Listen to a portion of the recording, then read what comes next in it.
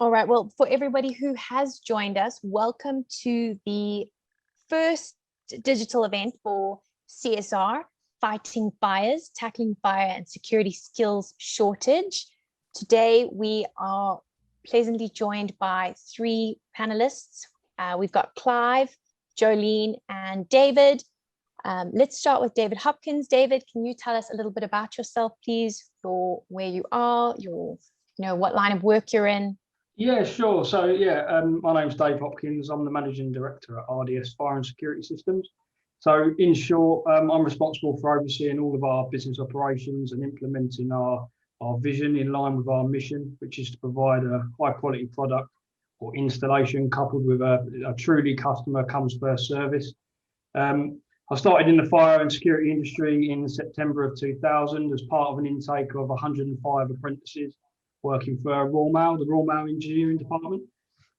So I was there for 12 years. After 12 years, I left and started RDS with my business partner, Russell Plant. We could see a gap in the market and a need for a quality and reliable contractor. So RDS has been around for 9 years. Things have evolved slightly over the 9 years. And we now offer a fully managed end-to-end install service and a range of aftercare packages for all aspects of fire detection and security systems.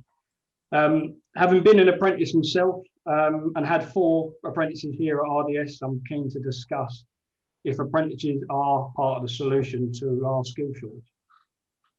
Awesome. Thank you, David, so much for joining us. Jolene, please go ahead. Tell us about yourself.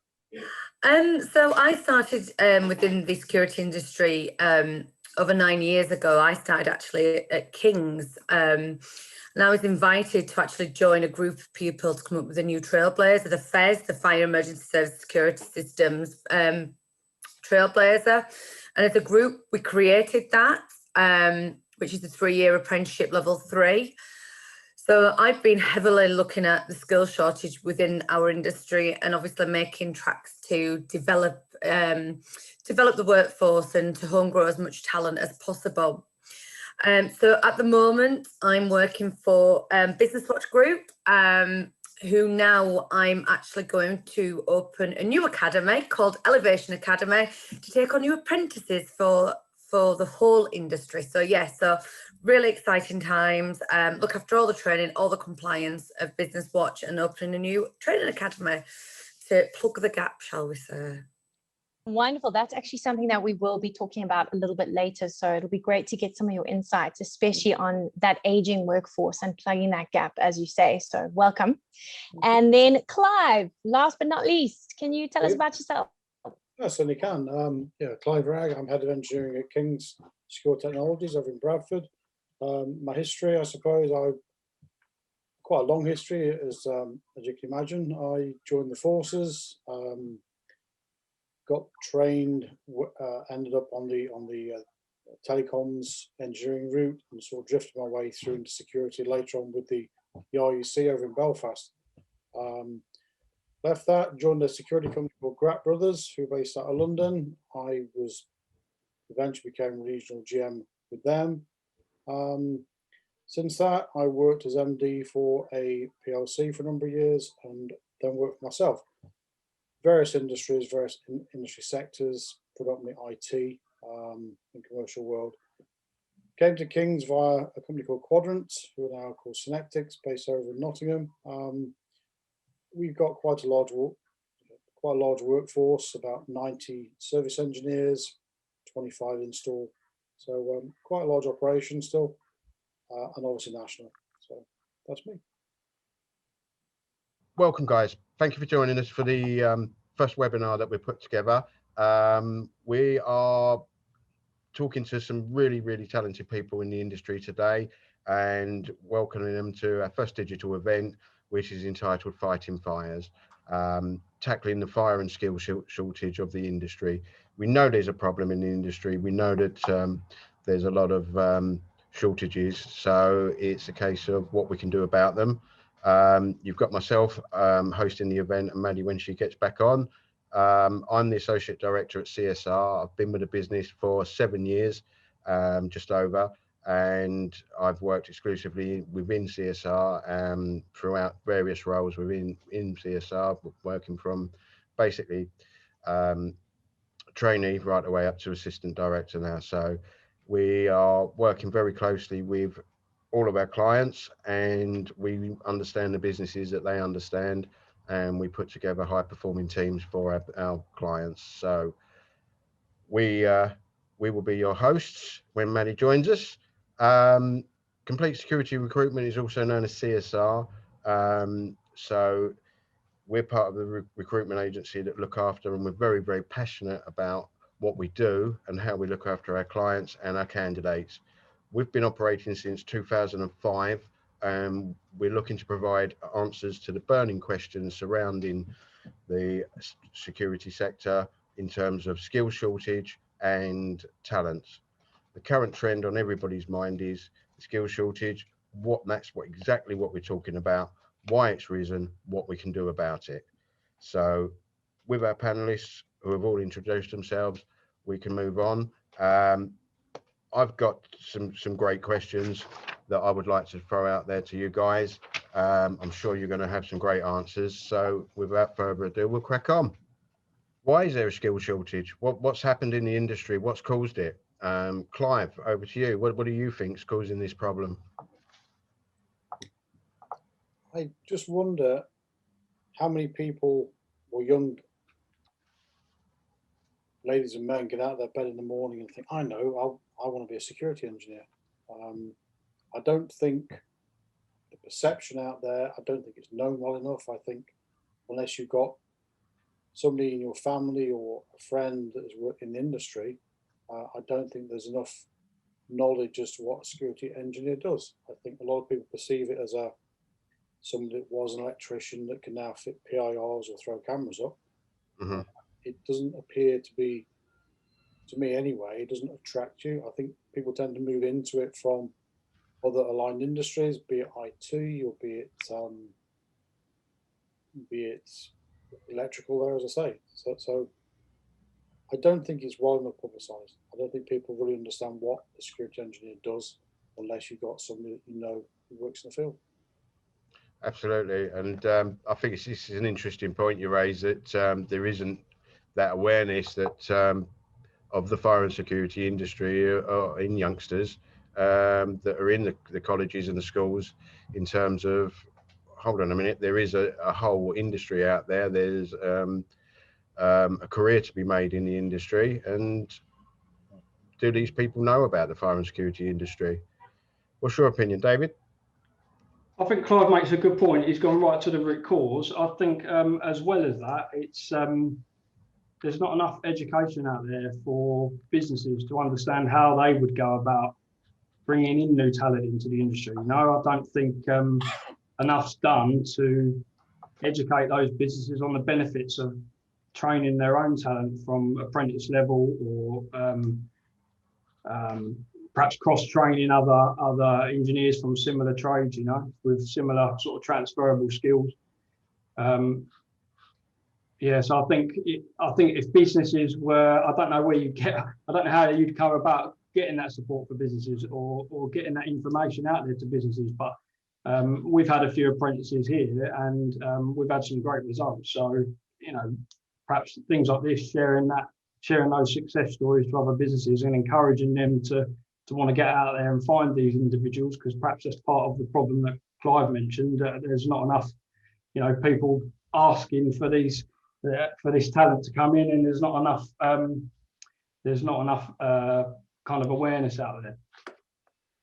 Absolutely, and I think you know, it's something that the industry isn't particularly good at, in terms of raising awareness of what they do and creating these opportunities for youngsters to come into the industry.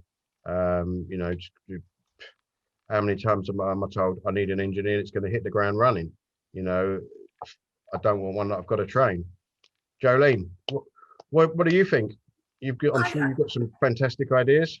Yeah, obviously, I think a lot of it is an ageing workforce. I think we all know that. You know, we've got quite a lot of people with absolutely amazing skill sets who are going to be retiring quite soon. So obviously, going out, and that's something that, I've always been passionate about, going to job fairs, going and, speaking with schools, speaking with colleges. I've done a lot of that, a lot over the years. And it's just about obviously having something behind it, hence why we're opening our own academy. But also engaging with people like yourself, people with agencies who can outreach to all their customers or their clients and have that knowledge. Because when we were doing the fairs, when we were introducing the fire and emergency security systems trailblazer, we missed a trick. We really missed a trick with the agencies, because you guys have all the contacts throughout all of the industry. And if you had the knowledge regarding the apprenticeships, then maybe that could have been passed on a lot more. And I just don't think we marketed, the trailblazer in the way that we needed to do. But it's hard to get into all the colleges and all the schools.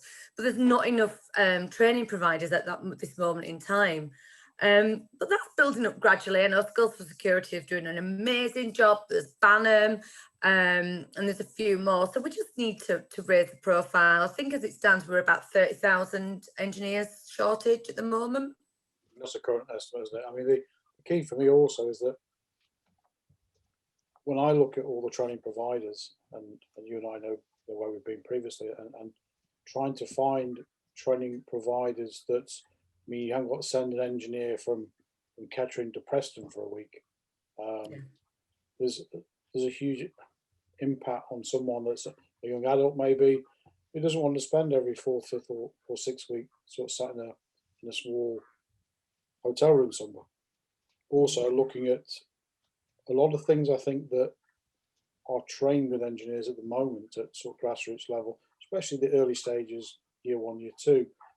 Generally what I find is that engineers that go back out to the field, they are quite often far in advance of what they're actually doing at college. So you end up with guys that are working on, I don't know, CCTV, yet they don't see it till year 2. Or they're already doing PPMs, for argument's sake, because they've been trained to do it, and yet they're not really having the underpinning knowledge, shall we say, to use that term, from the college. So I think there's an alignment issue as well. I do agree with what you say about an ageing workforce on the case in point. It's that is the reality. But I think that's the same in every industry out there, unless maybe IT's probably got a similar problem that we've got, or to what we have. But again, they were classed as the sexy sort of part of the industry, and engineering for a number of years, and salaries followed that. So I think it's a combination of things, realistically, but we do need to get more people viewing security as a career option, not as, oh, I'll go into that because I've seen somebody else do it, or I worked on a Tesco site and I saw the guys putting cameras up. Yeah, I think we need to link up more. I think that's the main thing. Obviously, training providers need to link up, companies need to link up, and obviously manage people's expectations. Because you're right, Clive, if you've got somebody, an apprentice working in Scotland, at sort of Newcastle, and then one somewhere else, do we have the training providers to be able to accommodate all these different areas? And at the moment, it's a no, unfortunately. But hopefully we can build that through, because I think these webinars are absolutely putting it out there that we're really, really struggling to actually, to get these apprentices. We're just going through the government funding, and we probably could take on 100, 150, but yikes, I can't do that yet. But that's how many people really, really want apprentices, which is fantastic. Don't get me wrong, it's amazing. But yeah, there's loads going, good stuff out there for them. And then do you guys think that there used to be the traditional route of people coming into the industry as apprentices and being paired up with senior engineers on installation? And I've noticed that there's a lot of companies that's now, rather than keeping their installation in-house, they sub it out. So do you think that sort of has helped cause that problem? Whereas, a lot of companies traditionally used to do all their own installations. They'd bring apprentices in, train them up to be from cable pullers up to, skilled install guys. Do you think that's caused a problem within the industry? Do you think that's something that could be looked at, or whether it is a case of people are mitigating their risk and taking away that route now? I think it's a double-edged sword. I mean, David and Jolene we've both seen this too, I'm sure more so David at the moment. Most businesses tend to take the cost base out where they can, because installs tend to be quite lumpy and quite spiky, whereas service is a recurring revenue stream. So most companies will retain, if you like, the commissioning end, the high-end stuff, but they will sub out everything they can at a cost to people who work with the sub environment. It's not specific only with this industry. It's with electrical, it's with data cabling, it's with most areas now. So there's a push towards that. I think also for a good service engineer, he needs to understand how things fit together. So I think generally, well, not even generally, specifically, engineers that come through the apprenticeship route need to understand how to install, how things are fitted, how they're connected before they can work in service. David, what's your opinion? Do you think that's a critical element? And you've mentioned that you've taken on a few apprentices and built their skill sets up. Yeah, apprentices 100% need to get a broad range of experience. I agree with Clive that apprentices need to understand how things bolt together before they can go out and be a service engineer, for example. So having them come through the installation route, in my opinion, is the best way to do it. And obviously, the modern apprenticeships cover all of that. To answer your question, though, does the fact that a lot of companies outsource their installation affect? Yeah, possibly does. I mean, I imagine there's a big mix of companies out there that are doing a vast range of different things. Maybe that has a big enough impact if a lot of people are subcontracting out their works, and therefore they don't have the opportunity to train new people from the grassroots up. Potentially, jury's out on that one, I think. No, fair play. It's something that, as I say, we used to see a lot of it, and it seems to have dropped off a little bit now. But hey, more awareness to the problem, hopefully will bring in the opportunities for people to attract fresh talent. There's a lot of youngsters out there that I think want to get into the industry, and having that opportunity to take that first step in is limited at the moment. But hey, that's something. I think we've got to make a very valid point, Lee, that you can be an apprentice up to 65-year-old.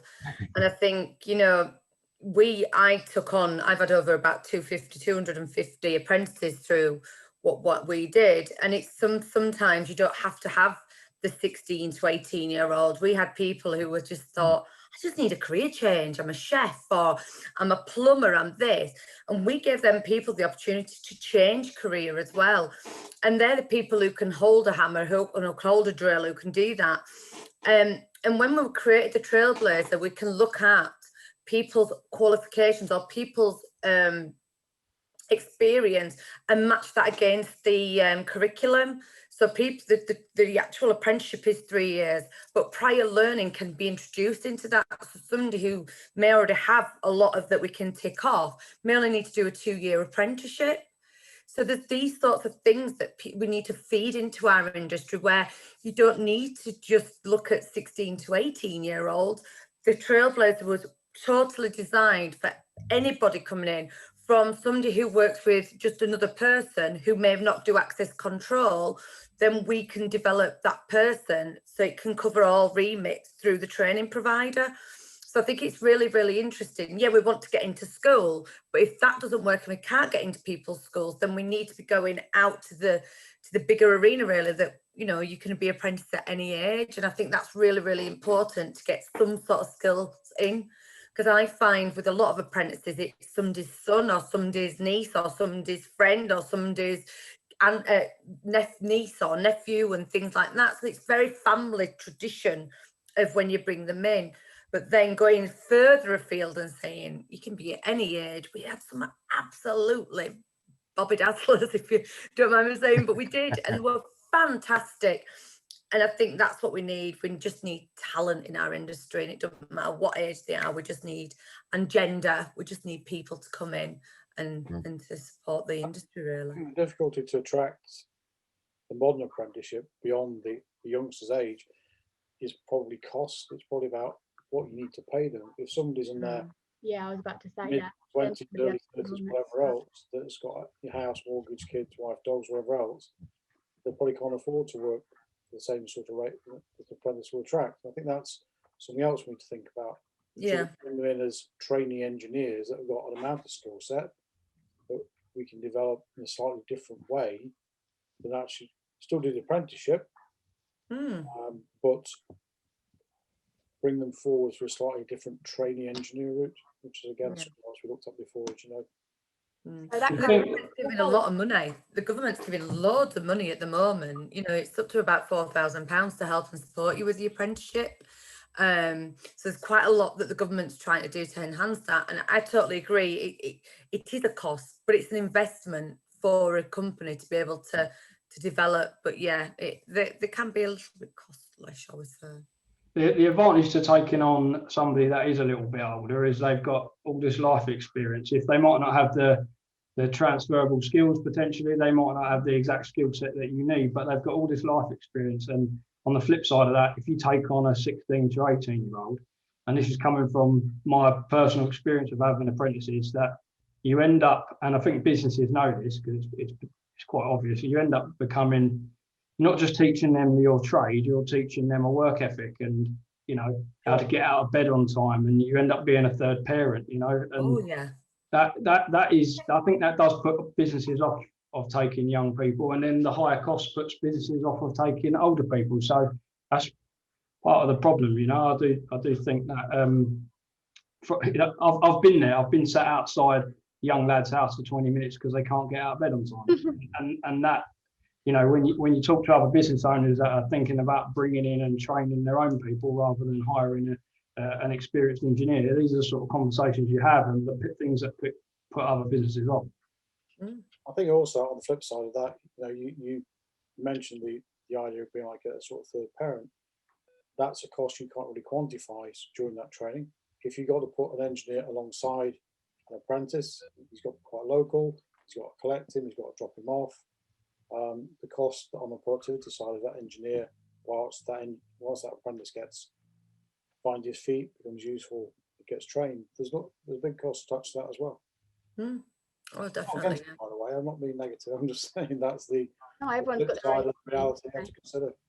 Yeah, I'm not being negative either. I'm a big fan of the apprentice route. I've got a guy who works in our business that is, you know, a great success story for apprentices and getting it right, because he's got a great attitude. He wants to work hard. He wants to learn, and that's the key. If you've got youngsters that have got all of those attributes, they're really keen, got a great attitude, then you can get some really good results out of the apprenticeship program. Just get the right ones, isn't it? At the end of the day, you're not always going to have 10 out of 10 apprentices. No, gosh, no. It's always going to be at risk. But that goes on to the next question. What do you think the most demanding skill set is at the moment for the fire and security industry? So what kind of role is everyone kind of struggling that they feel that? You'd probably expect it was an experienced high-end product installer, wouldn't you? You'd probably expect it to be like a Gen or a Genetech experienced engineer, but we're finding that actually the most sort of in-demand skill set is just good quality install engineers. Somebody, you know, someone who's prepared to get stuck in, work hard, and wants to do a quality job. It can be done. Obviously, there's lots of guys out there who are like that, but bearing in mind the number of jobs there are out there at the moment versus the number of engineers, while we're having this conversation, I think that's probably, in my opinion, the most in-demand skill set. Is just a good quality install engineer.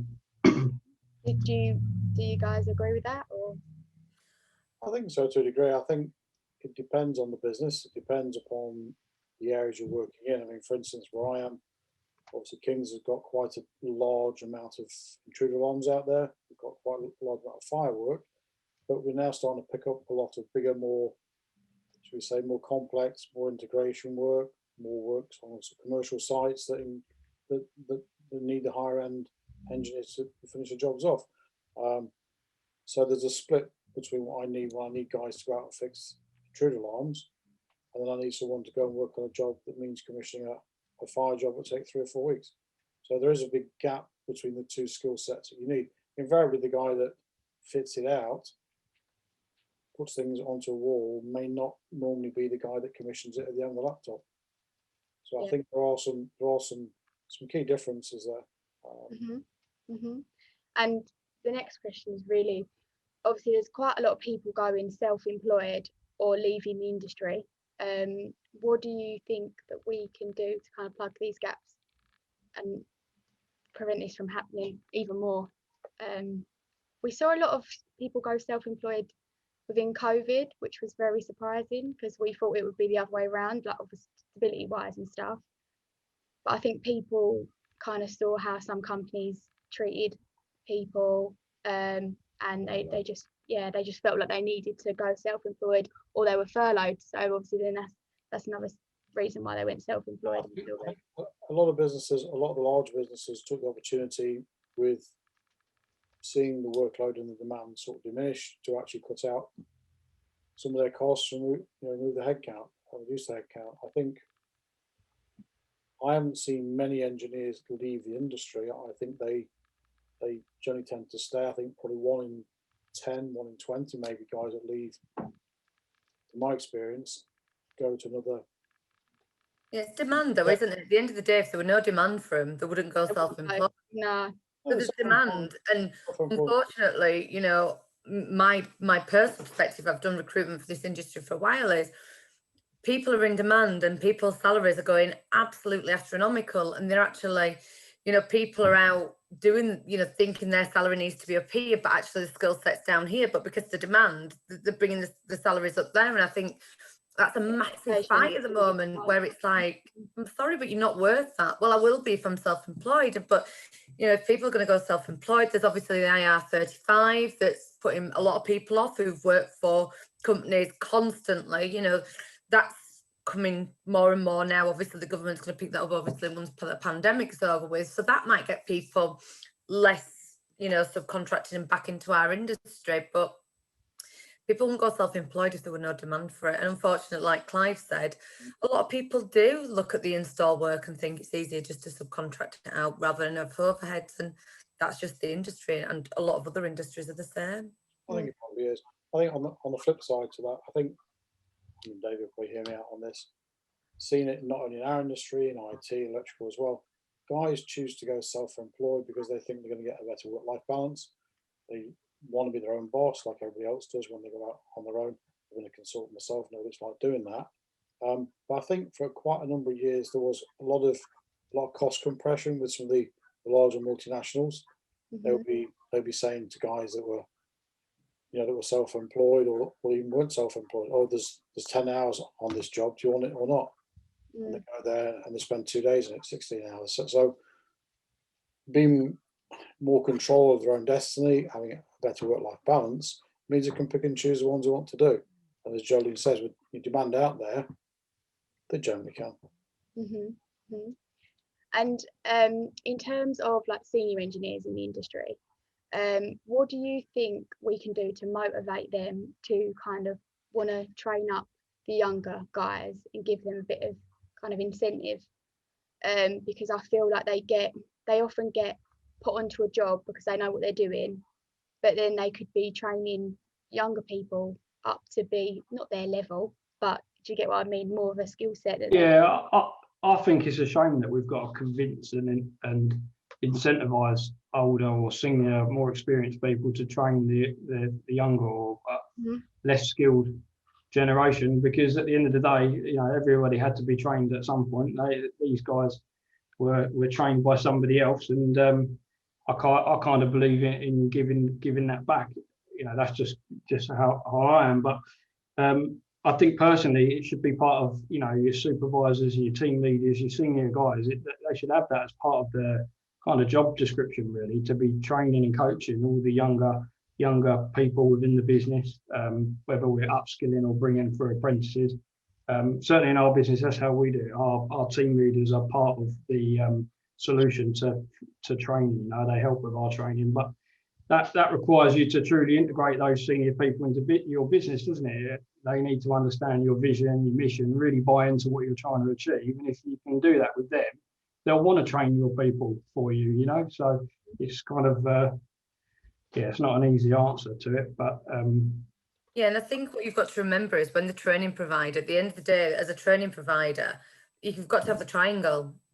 at the end of the day, you've got a job that may need 10 hours, but realistically, you need it done in 8. But if you've got an apprentice with them, they won't be able to do it in 8 hours. They'll need the 10 hours. The time, isn't it? They've got so much Yeah, work. they've got to give them the time to succeed. And, you know, a lot of the time, they just want, yeah, we'll get an apprentice. But that's where the training provider's got to come in and say, yeah, but you've got to dedicate somebody who's going to be doing X, Y, and Z. We'll be coming out this many times to assess them. If they're not, you know, if we'll do everything we can, but you've also, and a lot of people think, yeah, but they go to college to do it at college. No, every day in this working life is learning. It's learning all the skills, all this new fabulous technology. And people have got to know that you've got to put that time, that effort into an apprentice, or you just don't get nothing out of it. And that's why, you know, we say, you just can't say, oh, just go with him one day, go with him other day. No, get someday and see the passion. We put it in our grading system.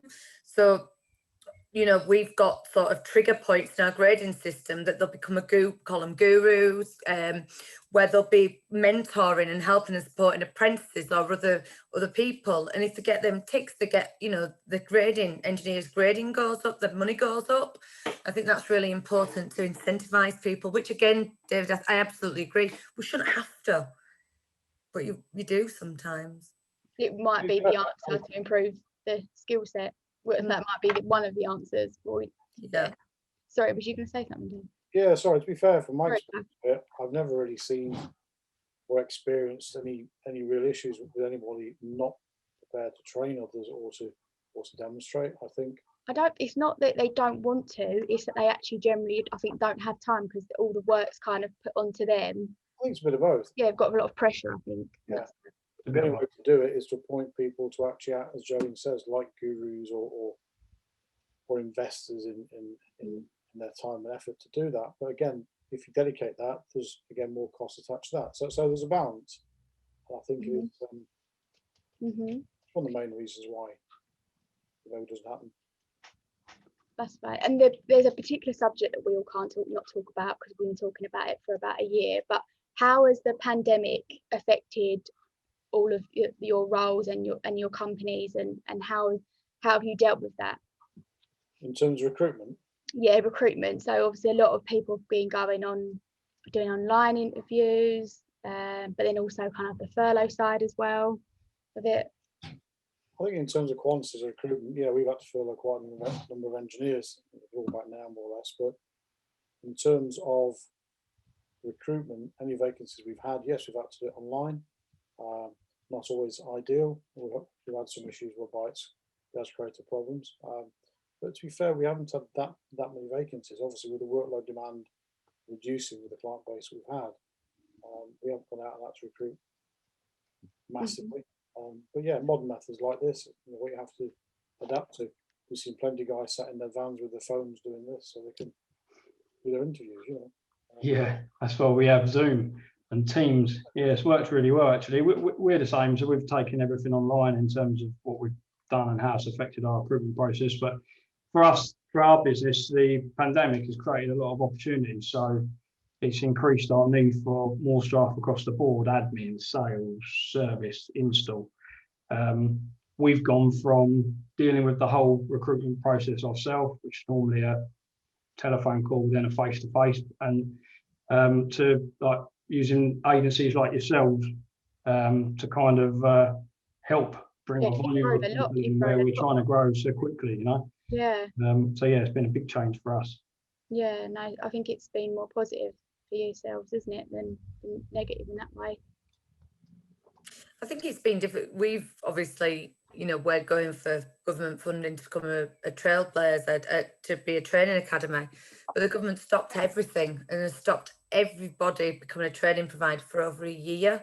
Really? Yeah. So that's had a massive impact on us because, we had our vision and mission to be, of what we wanted to do a year ago, and that's all stopped for a year.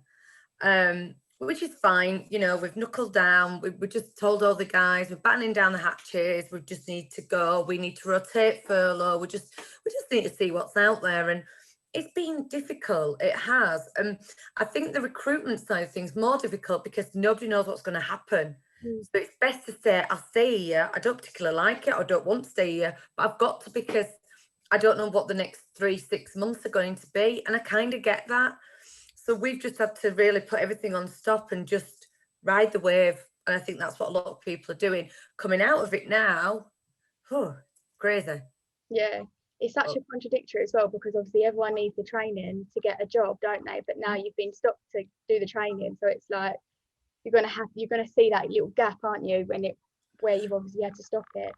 Definitely, you know, and when I look at skills for security, one of our colleges I work really well with. I love Dave Scott. He's fantastic. He's fantastic, and they're having to do it online.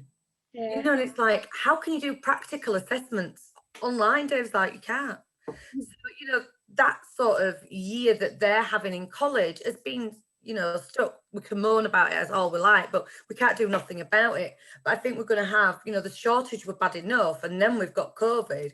We really need to pick things up and really sort of try and get back on track, really. It'll expose the skills gap quite massively with the years sort of pause we've had, and the demand picks up now on the growth curve, which make it worse. So therefore, salaries are liable to increase. Availability of candidates that fit the bill are going to reduce. I think it's saying it's very relevant, and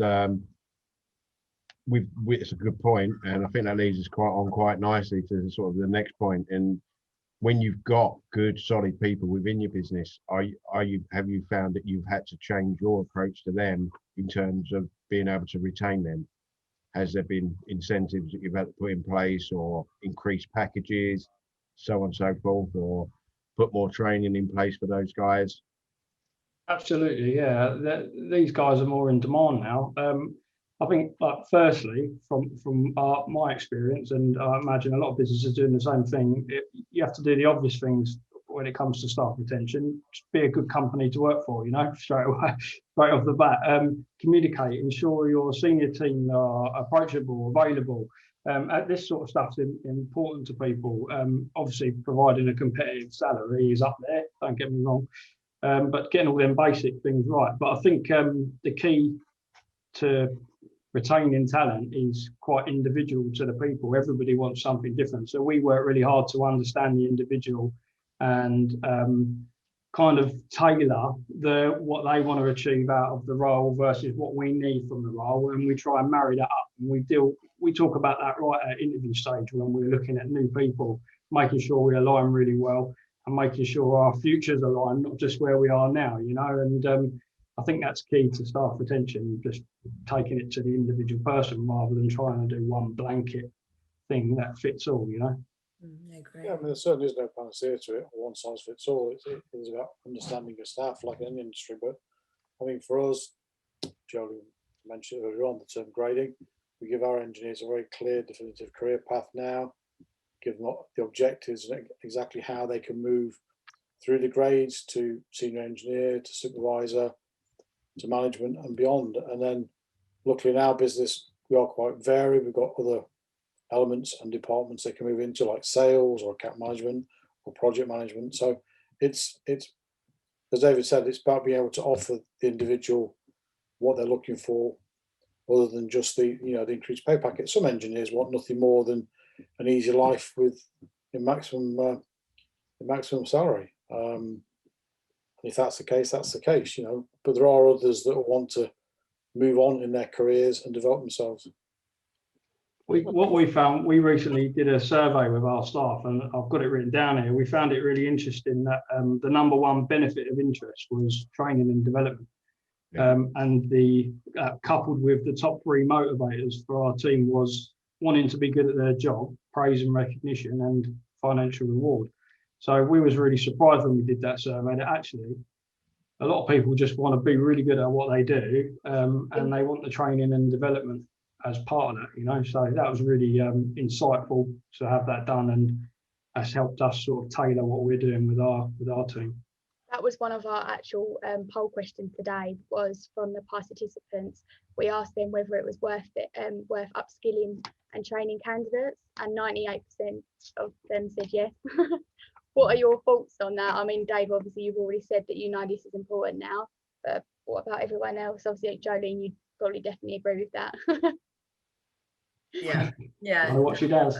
Yeah, but it's difficult, isn't it? And I think, you know, with a lot of people is when you don't have the, so for example, when you have an area or a specific team who are a couple of engineers down because you can't recruit them, then what you can't do is release another engineer to go do training because you're like, gee whiz, we're really, really short on the ground here. And you've got to find that balance, because just because, you know, we're finding it difficult to recruit, we've still got to make sure that we, you know, we look after them, we give them a virtual cuddle, and we do everything that we can. You know, we've, like everything now, it's like we're doing training online for the guys, you know, we're doing this, we're doing stuff different, where we're saying, you know, you can stay at home for a couple of hours, or do it this way, or do it that way, and we'll do training. And I think, do you know what I think realistically, just recently, everybody understands. People haven't got annoyed because they haven't been training, because they understand this current situation. I don't think people are going to be understanding for very long. Now things are picking up. I think people, you know, the training needs to start picking up. Need that interaction, don't you? Definitely. Yeah, communication. I've been training over online. Oh my gosh, it's just like, as you can see, I'm quite, you know, and actually can't wait to get back in a classroom and speak to people and see people, you know, and talk about the dogs, and rather than it online. So yeah, it's coming. And I think once that happens, you know, I think Dave's made an absolutely valid point. People just want to get back in and learn new skills, because every day is a new day in our industry. And that's what I try to tell, you know, apprentices, there's all this new technology coming out. It's not just a bell box. There's loads of stuff to go with it. And I think that's what we've got to do, is make it interesting. I think in the past year, obviously, you know, clearly had the pandemic. There has been little to no training provided and mine carried out. And we've had a number of apprentices who've been doing lesser developed work, shall we say, during this past year, and they've really struggled to get past their end of year assessment because we haven't given them the opportunity to go and do the work that they need to do that, because jobs weren't there. Our install engineers have had to drop onto service, who haven't learned how to install certain aspects. I think we've had a pause for a year. You know, the handbrake's off now, and it will develop very, very quickly going forward. And is that investment there and ready to go, Clive? Is it something that, because it's something that we hear an awful lot as recruiters, we do find the top three things are very similar to what David mentioned in terms of why they want to leave the current company. And I think training and progression is the number one. Work-life balance is coming into play quite a bit at the moment. I think where people have had a little bit more time off, and certainly those that have been furloughed have realised how little time they actually see their families. And obviously salary, yeah, that comes into it, but you know, it's not always the number one thing. People want that appreciation, training, and the opportunity to progress are definitely the number one reasons why they say they want to move on from a company. And it tends to be, we was promised it at an interview, but it's never come through. I think in the past year, a lot of engineers have appreciated the level of job security that some of them actually had. A lot of firms have had to resort to not only the furlough, but even more severe measures because of downturn of experience. So I know when we looked at our training budget, our year runs from November onwards, we didn't see this coming. So we aligned everything to the work we expected to win and the training we're about to provide for our engineers. And we've been unable to spend the money because the training's not been available to actually do. But I think going forward, moving forward the next 6 months to 12 months, you will see a big increase in the amount of training. There may even be a shortage of training providers out there or actual places that they can get people back on. So I think engineers got to be sensible at the end of the day. And it is they've got to think it's a balanced playing field. And going on to the last question really, which is a pretty general one, but it's what we've been talking about for the whole webinar, is what do you actually think the overall solution is for the fire and security shortage and skill set? $1 million question. Come on, David, give us the answer. Solve that problem for the whole industry. There isn't one answer, is there? I think we've touched on quite a few different things. It's bringing in new talent, apprentices. It's cross training from other similar trades potentially with transferable skills. It's upskilling your existing team. It's educating businesses on the benefit of investing in talent. More support for those businesses that are willing to invest. I mean, bringing in an apprentice is a daunting task for a small company. The nationals have got procedures in place and things in place, and potentially someone who manages all of the training. But imagine a small business faced with like taking on an apprentice. It's a big undertaking. Understanding the grants, understanding or how often they go, where do they go, like how much do I need to put into this person, you know? So it's educating and providing more support to businesses for this type of stuff. So yeah, there isn't really there's not one golden answer, is there? It's lots of things, I think. I think, as I said at the very start, you know, I don't know many people that jump out of bed in the morning and think, I know, I want to be a security engineer, because they don't, you know.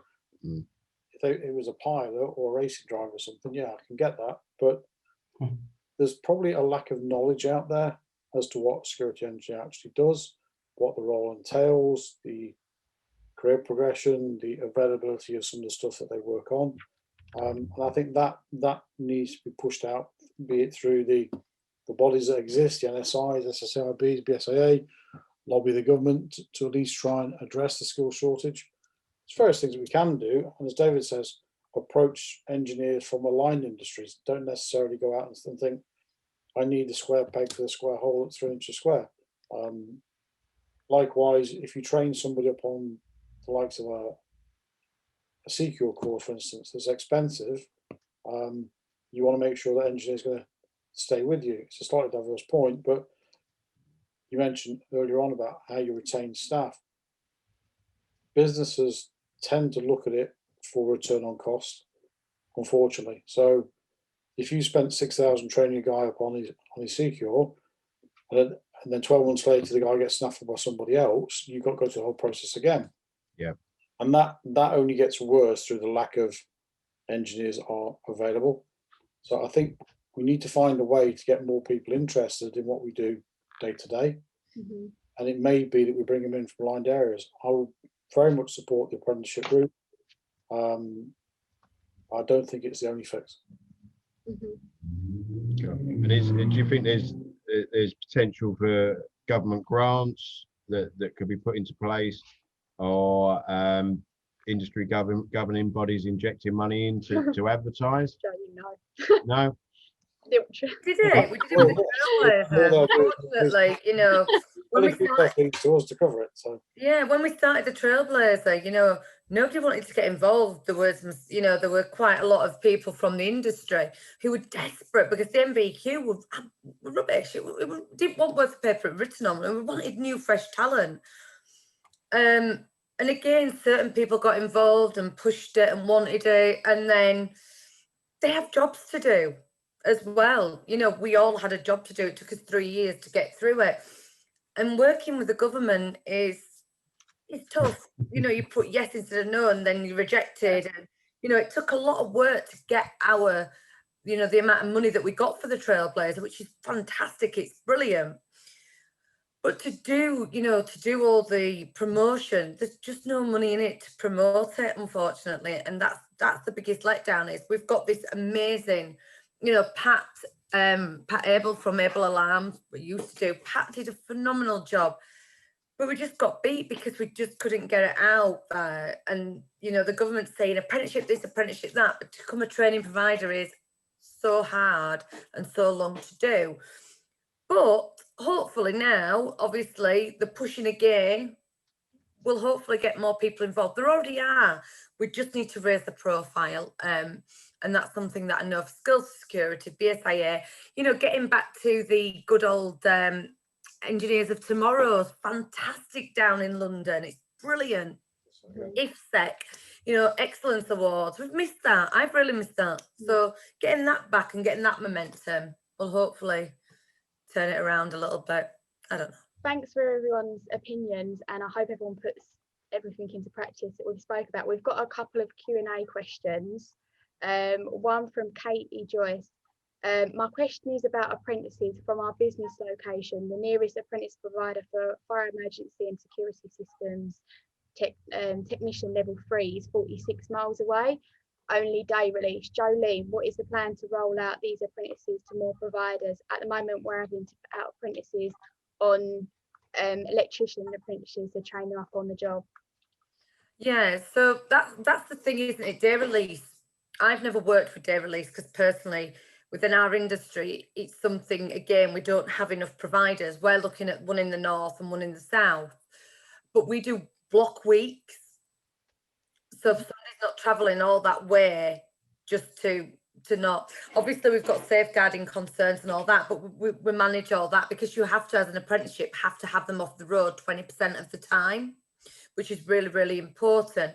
And then by the time they've travelled to the training provider, done the training, what we do is week blocks. And a lot of other companies do that as well, a lot of the training providers, because it's easier to get as much information to them where they're being made.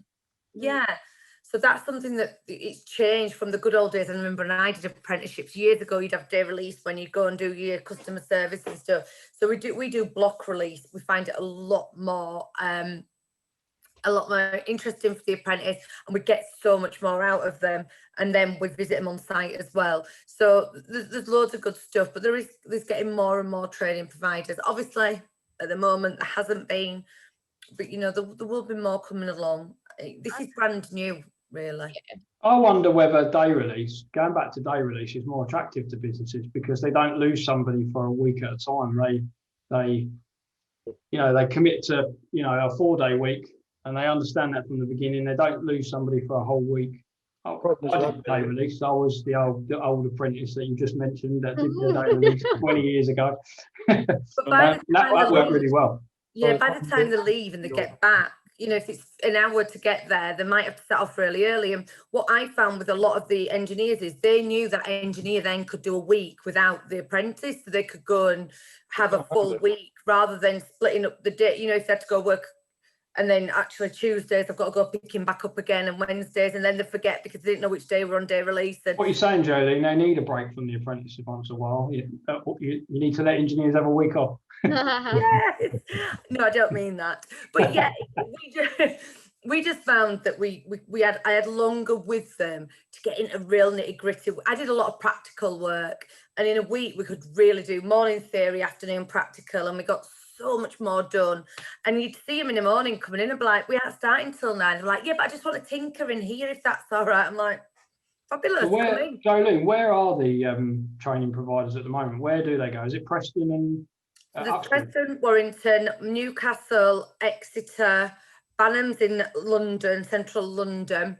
We're looking at Peterborough, and we're looking at Leeds, Wakefield. So we're getting better spread out. We've got very hard to plan for an engineer to lose him for a day, especially if he's having to travel 100 miles or he's got a full day before. There's a safeguarding element if they are young people. You don't want them traveling 3 hours at the end of an 8 or 10 hour shift to be there the following morning.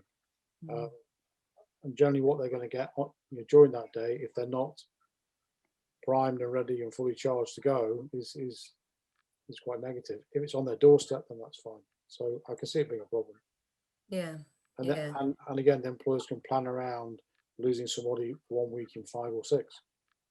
It's very hard when they're coming off an install job or a service job for 1 day or a day and a half. Richard Parnell's asked a really good question, which I think is really poignant at the moment. He's asked, how do you retain apprentice engineers once trained? If you put the investment into training, especially the paid manufacturer courses, how do you stop them from getting poached? Does anybody put conditions into training courses and retainers payback if they leave after a period of time? Yes, quite simply. That's all really you can do is caveat the training course costs. But I mean, Jolene was working with me at the time within King's. We had engineers that were in sort of second year who were tied to apprenticeship contracts that upticked every time that they passed the end of year assessment. And we had engineers in year 2 because they were so far advanced working on on bigger systems, more complex stuff, were being poached and were coming out of their apprenticeships and ditching it to go and work for somebody at 7, 8, 10 grand more. So it was again a difficult question. It's no easy answer. It's And did you put any caveats into their contracts at the beginning saying that if they left Not with an amount of time of the training, then they would be responsible for the costs? Not with an apprenticeship, you can't. No apprenticeship, no. It's government backed, and all your legalities are all tied in with them. But would you do it with, got a quote, say, a more advanced engineer? Sorry, Leigh, say again. I was going to say, would you do that with a more advanced engineer? Oh gosh, yeah, definitely. But what we did is, you know, at the end of the day, we had a grading scheme.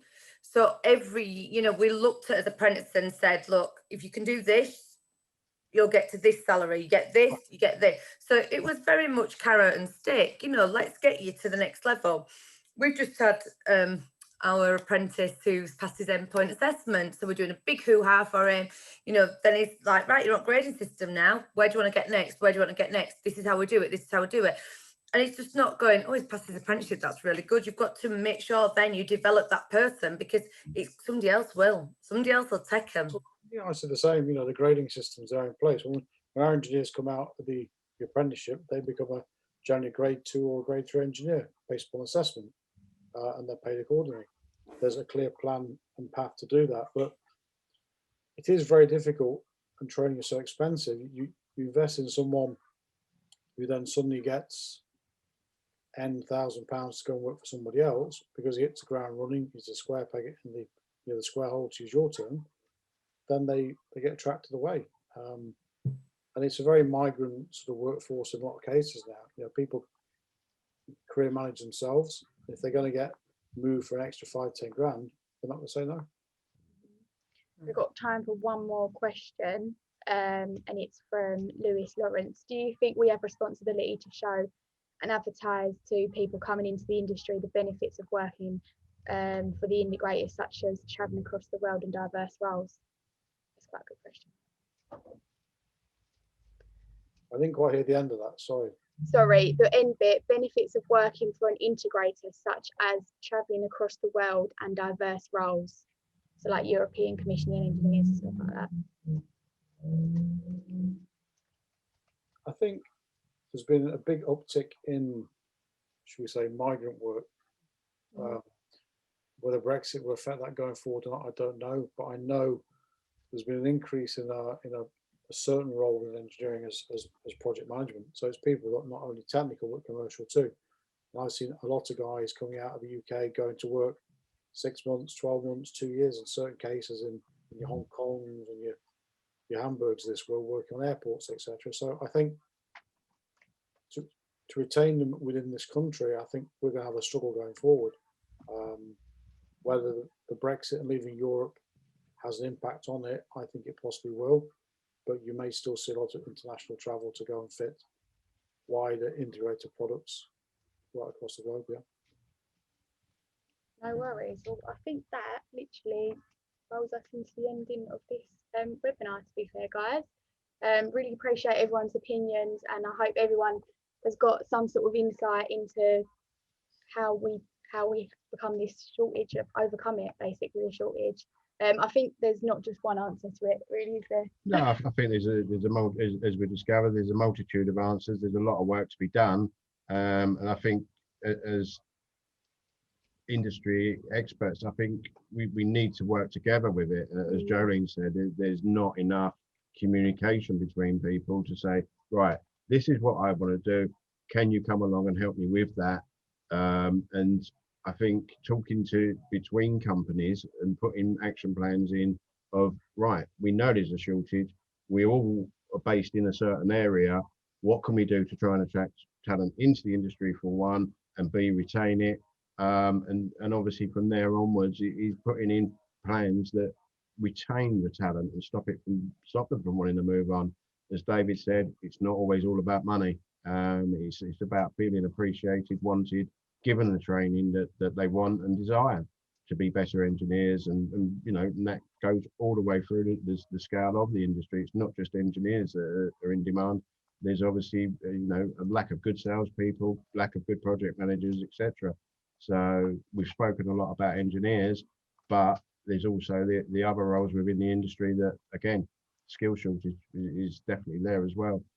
So I think you know, we've all learned something from this, and I think a lot of it is communication, helping each other. Yeah, definitely. Yeah, thank you guys for obviously being our panelists. Obviously, thanks for the participants that have been listening. Whoever needs a recording, there will be a recording sent out as well. So if your colleagues want to be listening as well, they can do that. But yeah, on behalf of me and Lee, we just want to say thank you to everyone that's attended the webinar. And yeah, just wait for our next one.